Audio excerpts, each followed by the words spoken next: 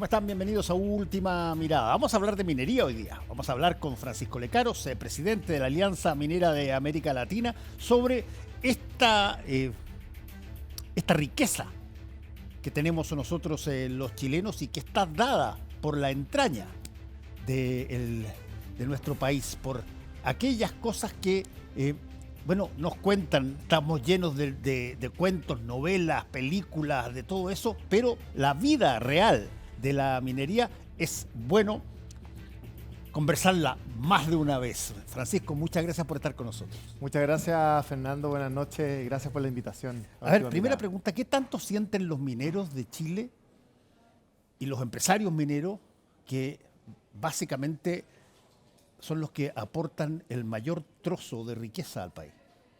Bueno, que sienten, yo creo después de que... los impuestos de cada uno de nosotros los chilenos.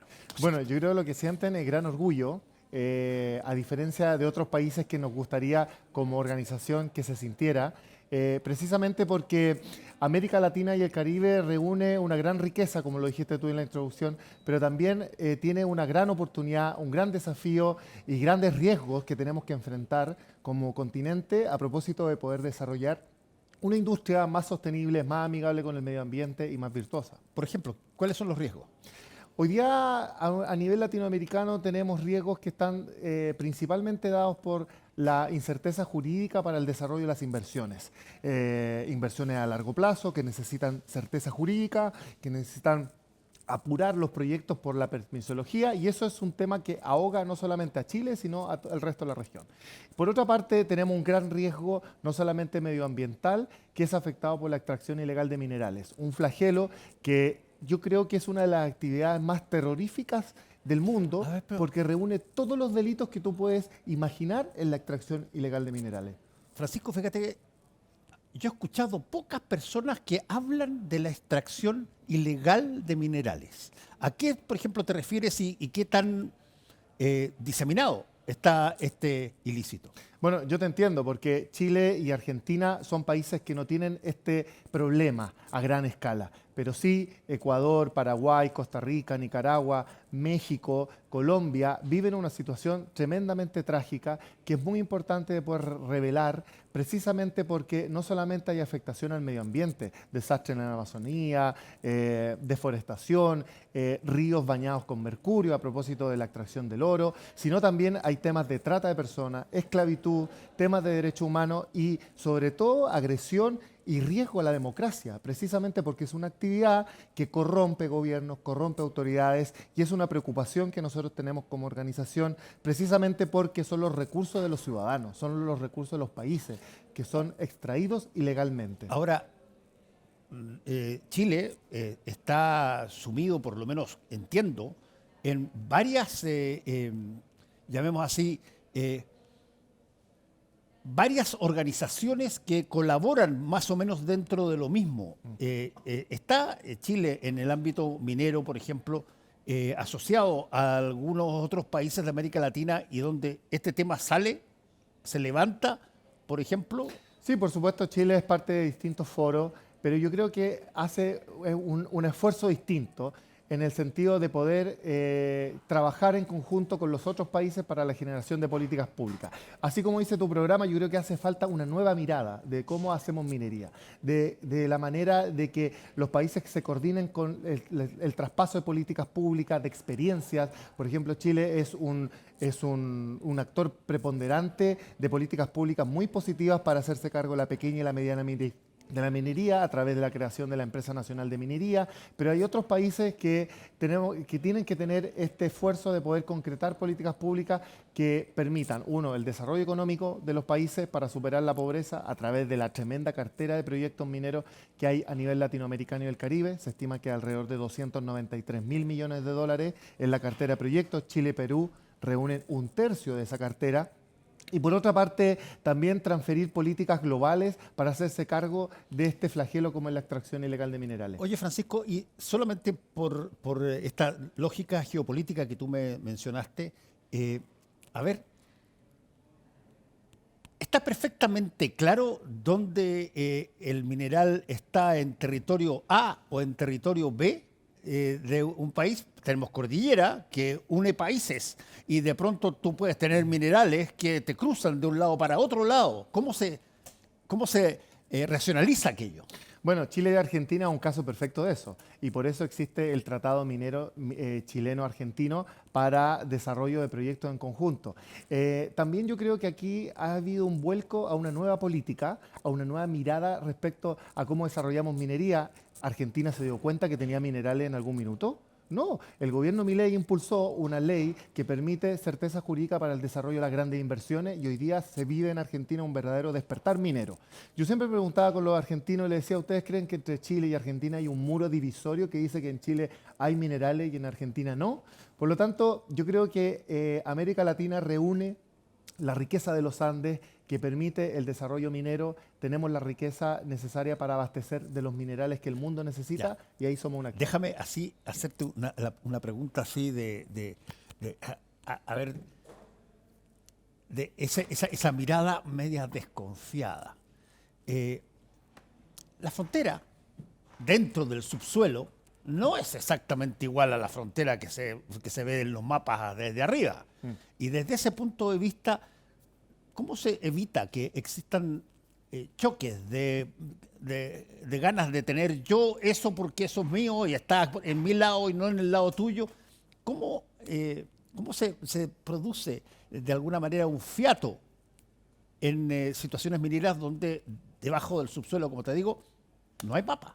Bueno, por eso yo creo que el caso de Chile y Argentina es un caso icónico a nivel global. Estaba pensando justamente en ese caso. Sí. Y por eso el Tratado Minero de Argentina-Chile delimita ese tipo de situaciones con el objetivo de poder tener desarrollo conjunto. Y hoy día lo estamos viendo. Hace poco se reunieron las autoridades chilenas y argentinas con el objetivo de reactivar este tratado precisamente porque hay un proyecto muy atractivo en San Juan, en la provincia de Argentina, que es el proyecto Vicuña de 18.000 millones de dólares. Y Chile es el país que les puede proveer agua, energía y también el transporte de los minerales a puertos más cercanos. Por lo tanto, yo creo que hoy día hay un verdadero despertar minero en América Latina. Tenemos que sí tener fuerza y coordinación en conjunto para hacer frente a situaciones que tienen que ver con el desarrollo económico de la minería, para superar la pobreza en América Latina, la educación, que es un tema muy importante, cómo acercamos esta industria a la ciudadanía y hacerse cargo de la extracción ilegal de minerales. Déjame hacerte una pregunta sobre cuando de pronto aparece una nueva tecnología que es hiperdependiente de un tipo de mineral, el litio. Y lo tenemos nosotros, lo tienen un par de otros. Bueno, ¿cómo se genera? ¿Se genera inmediatamente un mercado de eso? ¿Hay competencia? ¿Hay gallitos? A ver quién vende, quién no vende, porque es absolutamente, imperativamente necesario para que funcionen las nuevas tecnologías y sin embargo están en pocos países. Sí, y ahí tenemos una fricción, precisamente porque hoy día los minerales son estratégicos, son críticos y la electromovilidad y la energía verde así lo demandan. Claro. Ahora, no podemos proveer estos minerales de cualquier país. Yo creo que ahí tenemos que tener algún tipo de consenso de decir cuál es la trazabilidad de esos minerales, de esos metales. Porque no es muy distinto a los minerales que se extraen en Chile, que tienen certificación de Copper Mark o hay una cierta trazabilidad. En Perú también hay reglas claras. Pero es muy distinto a los minerales que vienen del Congo o de África, de gobiernos que tienen distintas políticas medioambientales. Por lo tanto, yo creo que también el poder de compra tiene que tomar atención a la trazabilidad, a ver de dónde provienen y bajo qué reglas también se producen. Yo creo que también hay responsabilidad ahí del comprador. Tú has mencionado ya un par de veces el tema, si tú quieres, de la lógica ecológica que está detrás de toda faena minera, así como es obvio en los bosques y todo lo demás. ¿Cómo tú caracterizarías el cuidado ecológico de la minería en Chile? Hoy día la minería, como se piensa muchas veces, tiene muchos mitos que yo creo que también la industria ha sido deficiente en poder comunicar, en poder explicar el cómo, el dónde, el para qué y la razón de existir. La industria minera es una actividad que hoy día es muy sostenible, hay alta tecnología, robotización, muchas de las grandes faenas son abastecidas a través de contratos libres de suministro de energía renovable. Se está avanzando a pasos agigantados a desalinizar el agua para abastecer el suministro, devolver derechos de aguas continentales. Yo creo que también es una información que es muy digna de poder comunicar, de poder acercar. Y yo creo que ahí hay una tarea pendiente de educar, que es una acción permanente y sin descanso. Oye, hay una variable que es inevitable conversarla cuando estamos hablando de minería y estamos hablando de Chile. Lo acabamos de ver con una sorpresa mayúscula en Venezuela. Me estoy refiriendo a un terremoto. Me estoy refiriendo a la situación sísmica que hay en toda la cordillera chilena. Es un país intensamente sísmico, hemos tenido montones de situaciones de ese tipo. ¿Cómo afecta eso a la minería y qué se hace para Bueno, enfrentar? yo creo que ahí estamos hablando de estándares. Yo creo que Chile, cuando hay un temblor, y lo hemos visto nosotros que vivimos aquí, estamos tranquilos porque sabemos que hay estándares respecto a la constructibilidad. Yo creo que siempre digo, nosotros nacimos con un sismógrafo incorporado, los chilenos, pero en otras latitudes este tipo de tragedias afectan gravemente no solamente la confianza, porque me imagino que todas las personas de Venezuela deben estar pensando que sus viviendas son tal y cual. En la minería pasa muchas veces algo similar. Cuando hubo el desastre en Burandiño, en Brasil, de Minera Vale, en donde se vino un tranque relave encima de la población. En Chile, inmediatamente las personas empezaron a pensar que los tranques de relave chilenos eran de los mismos estándares de constructibilidad de Minera Vale. Por lo tanto, hoy día hay que poner atención no solamente a poder desarrollar una industria sostenible en nuestro propio país, sino que entender que todas las realidades diversas que hay en el mundo, las personas pueden tener esa percepción de que son las propias realidades propias. Por eso yo creo que la educación es muy relevante, de poder informar que esta actividad es una actividad muy distinta a la que pudimos pensar en el pasado, y esa política que ha desarrollado Chile yo creo que hay que transparentarla y entregarla a otros países para que puedan vivir una realidad mucho mejor. Sí, hay otra, bueno, yo me estaba tratando de imaginar situaciones que pasan a veces dentro de las minas. Yo cubrí cobre durante mucho tiempo para la revista Análisis y me tocó viajar y lo pasaba muy bien conversando con los mineros sobre, a ver, uno decía, oye, ¿cuál es la posibilidad, cuál es la posibilidad de que salga oro en vez de cobre alguna vez? O que salga otro mineral. Y ellos decían, mira, si el cobre no está solo, el cobre tiene otros minerales alrededor. Esos otros minerales que no son los que de alguna manera nosotros levantamos en andas todo el tiempo, que es el cobre. ¿Cómo andan esos minerales? Bueno, toca un punto súper importante porque obviamente el mineral viene acompañado de otros metales. Sí. Y por ello, en un momento, las compañías mineras se preocuparon solamente en la extracción de cobre. Y es así que, por ejemplo, los tranques de relave de Talabre, por ejemplo, de Codelco, tienen muchos minerales y tierras raras que son importantes reprocesar, porque tienen una ley muy relevante económicamente hablando para el reproceso hoy día. También tenemos que tomar en cuenta que, por ejemplo, el tranque relave de Teniente es reprocesado por otra compañía minera que se llama Valle Central, que reprocesa un relave antiguo y hoy día está recuperando mineral de cobre que es muy relevante para las utilidades de Codelco, representa alrededor del 10% de las utilidades de Teniente. Por lo tanto, yo creo que siempre me pregunté, cuando se discutió la ley del royalty, que ciertos lugares del cerro, por decirlo así, iban a quedar abandonados porque ya no iban a ser económicamente viable explotarlos, porque la alta tasa impositiva generaba que ya cierto sector del yacimiento ya no iba a ser explotado. Y es verdad, queda ahí abandonado. Todos me han respondido de la misma manera. Quedan ahí esos minerales durmiendo en el tiempo porque ya no son económicamente viables explotarlos. Ahora, es necesario entender de minería, es necesario saber de minería. ¿Cómo lo ven ustedes cuando de pronto el ministro de Minería, bueno, es agrónomo y no es minero, y no ha estado nunca asociado con la minería? Yo en lo personal, cuando nominaron al ministro Mas en Chile, no tuve ninguna duda que iba a ser una gran labor. No solamente por no tener un prejuicio respecto a su profesión. Acuérdate, Fernando, que hoy día el 70% de las personas trabajan en algo que no estudiaron. Y por eso es importante poder comunicar respecto a las necesidades de capital humano que hoy día la industria necesita. En el sector minero tenemos un estudio que se llama Fuerza Laboral, en donde se determinan cuáles son las profesiones que se necesitan para los proyectos que están aprobados por el Sistema de Evaluación Ambiental. Es decir, proyectos ciertos que van a tener empleabilidad. Yo creo que ahí también hay un trabajo respecto de la academia, de poder decir cuáles son las carreras y transparentar cuáles son las carreras que realmente tienen empleabilidad y futuro. Estamos viendo profesiones de alta tecnología que hoy día son muy necesarias. Por lo tanto, yo que vengo también del mundo de la educación y llegué al sector minero por vicisitudes de la vida, no tengo prejuicios respecto a cuál es la profesión que tenemos tal o cual, sino que yo creo que hay que entender cómo somos capaces de tener esa mirada a largo plazo de cómo desarrollamos esta industria con eficiencia, con sostenibilidad y también aportando lo que el mundo necesita. ¿Tú encuentras que en los colegios, en las escuelas de Chile se enseña como se debiera enseñar la minería chilena?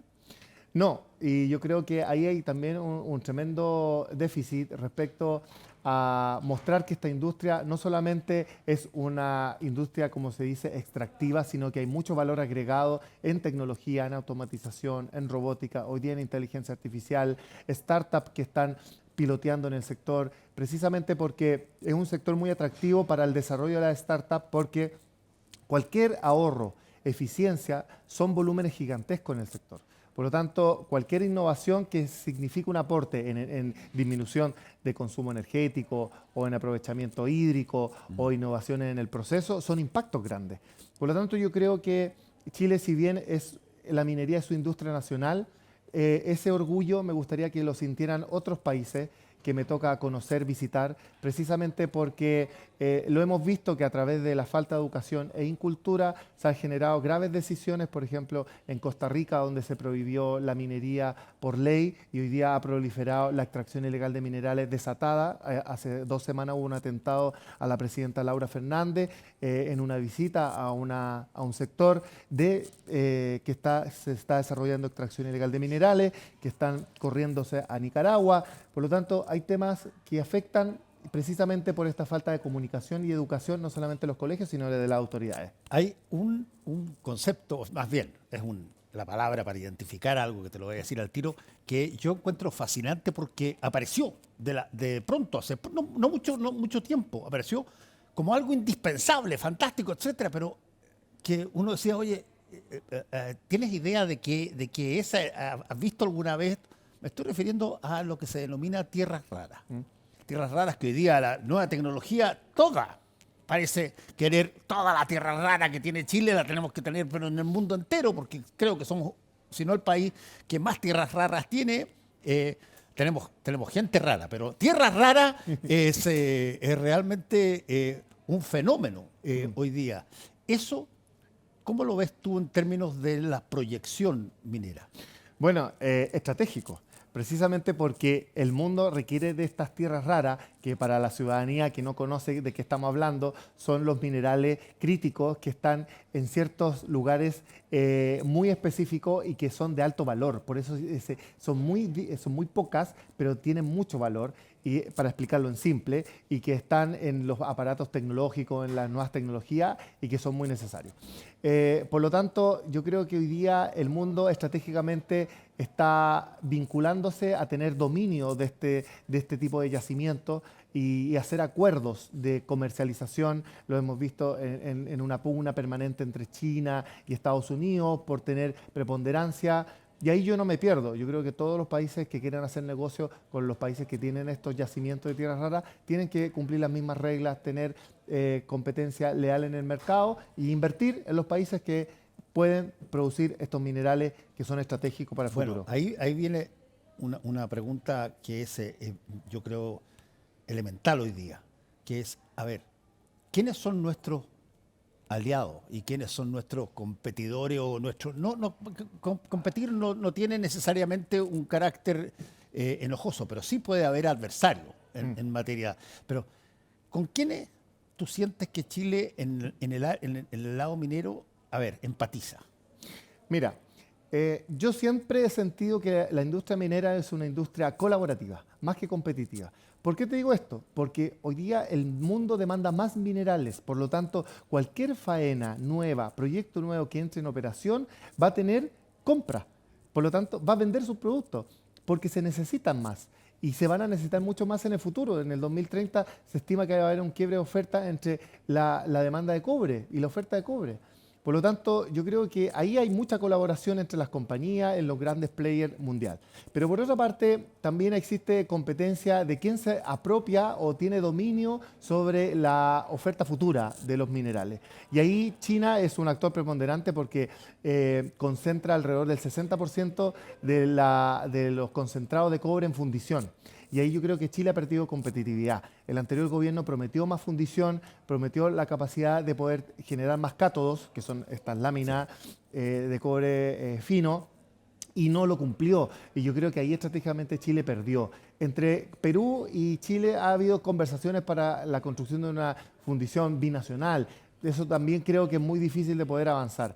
Pero yo creo que entre Chile, Estados Unidos y China son aliados estratégicos no solamente porque son actores preponderantes en el mundo minero, sino porque yo creo que ahí debe haber un triángulo de cooperación. Ahora, dime una cosa, ¿por qué, para usar la referencia que tú hiciste al gobierno pasado, por qué puede no resultar una evaluación de lo que se puede generar en materia minera cuando básicamente estamos hablando de no solamente algo que los chilenos conocemos una barbaridad, sino que además está la cosa ahí, no hay grandes factores que inhabiliten que tú puedas obtener lo que dices? ¿Por qué alguien podría decir, este gobierno también va a tener que hacer sus proyecciones y sus cosas, y no llegar a eso? Yo creo que también hay cierto desgano de poder poner atención o desdén, he visto en cierta autoridad en el pasado, de profundizar respecto a ejecutar la tremenda oportunidad que tiene este país, Chile, para el desarrollo de su cartera de proyectos mineros. A cierta ideología o politización de proyectos que son eminentemente técnicos. Y además también creo que a la minería, no solamente en Chile, sino a nivel latinoamericano, se la ha visto como la gran vaca lechera, pero también no se le ha generado también el alimento necesario para que pueda ser desarrollada a plenitud con lo que hoy día el mundo demanda. Y ahí es una oportunidad que Chile y Latinoamérica en general no se puede perder. Latinoamérica tiene los minerales necesarios para abastecer el mundo. Podemos hacernos cargo de las múltiples necesidades sociales que tiene el continente a través de la concreción de la cartera de proyectos que yo te comentaba, 293.000 millones de dólares en América Latina.